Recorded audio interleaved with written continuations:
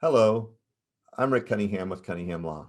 Today I'm going to talk about 5 famous people who died without a will. But before I do that, I'll talk a little bit about Cunningham Law. We're in a law firm that focuses on business law, estate planning, and some tax planning. Let's talk about the 5 famous people who died without a will. But before we do that, let's talk a little bit about wills. Most adults in America do not have a will.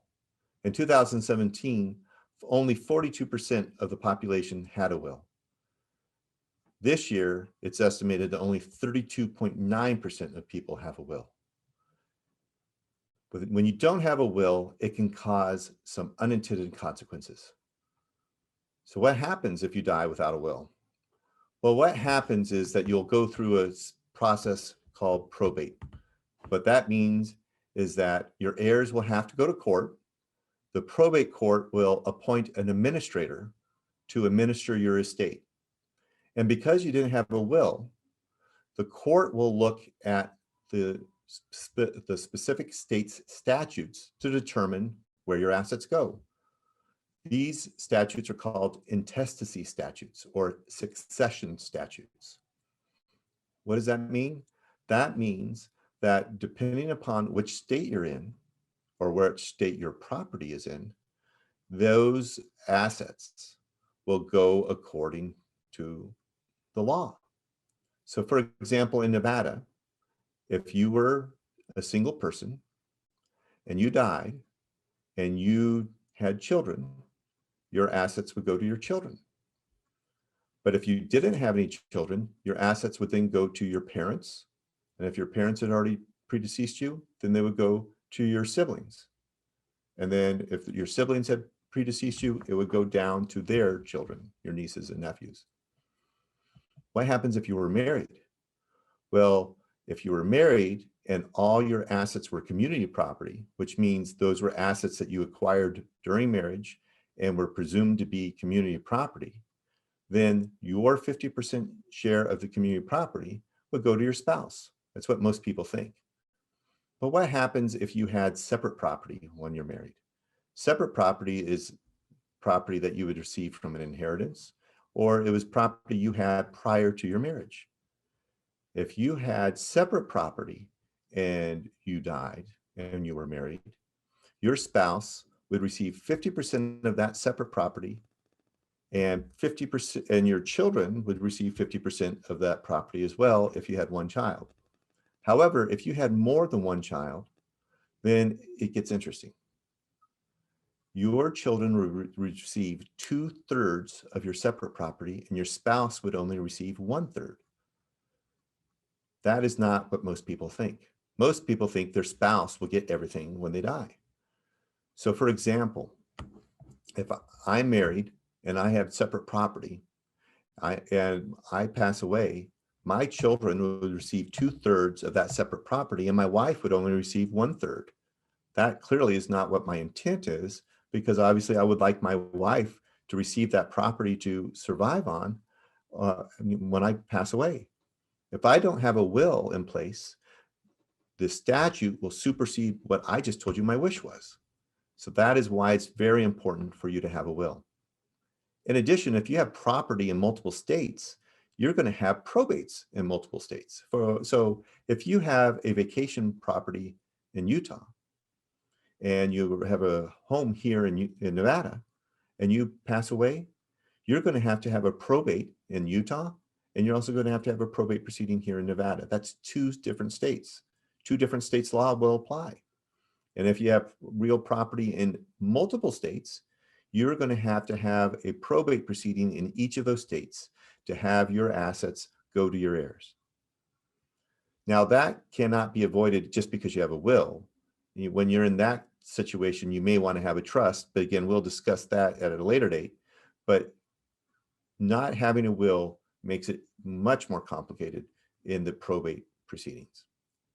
Finally, not having a will can take some time to get the probate proceedings up and going. Your assets may not be available right away, so your spouse or your children may not be able to have them to help pay for funeral expenses and other expenses of administration. Finally, what happens if you don't have a will is it just creates a lot of uncertainty for your family. And that's something that they don't need while they're grieving at your loss. And if you haven't clearly stated what you wanted, you may end up creating more disputes between your heirs. Your spouse may say, no, no, that was supposed to all go to me, but your kids are saying, hey, I want it, especially if they were children from a previous marriage. So it's very important that you have your estate planning in place so you can protect your assets and make sure your assets go where you want them to go. So let's now talk about some of the 5 famous people who died without a will. The first person I'd like to talk about is Abraham Lincoln. I was very surprised when I found this out. Abraham Lincoln not only was our 16th president, but he was a lawyer. And he died at age 54. He died without a will, and his estate was approximately about $1 million in today's dollars. When he died, it took 2 years for the probate to be completed and his family to receive the assets. That was even though a Supreme Court justice helped his family settle his estate. It was just surprising to think that a lawyer doesn't have his estate planning in place. But, I guess it happens. And that's why it's very important to make sure, just because you think someone has their planning in place, it doesn't hurt to ask. The next person was Prince. Prince died of an accidental overdose in 2016. His estate was worth $100 to $300 million.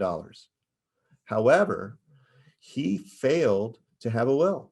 So there were 6 adult heirs in place, and he had millions of legal fees, and his estate still isn't settled. All of this could have been avoided with a proper estate plan and at least a will. The next person who died without a will was Bob Marley. He actually had a long bout with cancer, so he knew he was sick. His estate was worth about $30 million when he passed away. But even though he knew he was sick, he still did not have a will. So this basically caused a lot of problems for him and his heirs. There were some allegations of fraud on a fake will. It just got really messy. But again, if he had a proper will in place, if he had estate planning in place, this would not have taken such a long time.